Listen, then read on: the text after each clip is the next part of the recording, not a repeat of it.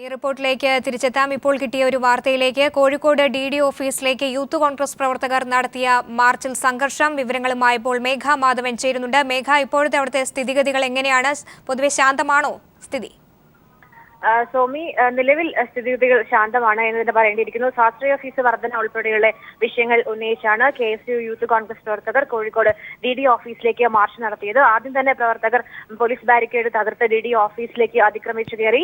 അതിനുശേഷം ആണ് പോലീസ് ജലപീരങ്കി പ്രയോഗിച്ചത്. സ്ഥലത്ത് നേരിയ സംഘർഷാവസ്ഥ നിലനിന്നിരുന്നു. ഏതെങ്കിലും തരത്തിൽ അക്രമാസക്തമാകുമോ എന്ന് സംശയം നിലനിൽക്കെയാണ് കോൺഗ്രസിന്റെ മുതിർന്ന നേതാക്കൾ സ്ഥലത്തെത്തി സ്ഥിതിഗതികൾ ശാന്തമാക്കിയത്. ഇപ്പോൾ DC പ്രസിഡന്റ് KC സ്ഥലത്ത് സംസാരിച്ചുകൊണ്ടിരിക്കുകയാണ്. ഇപ്പോൾ സ്ഥിതിഗതികൾ ശാന്തമാണ്. സോമി, കോഴിക്കോട് DD ഓഫീസിലേക്ക് യൂത്ത് കോൺഗ്രസ് പ്രവർത്തകർ നടത്തിയ മാർച്ചിൽ സംഘർഷം.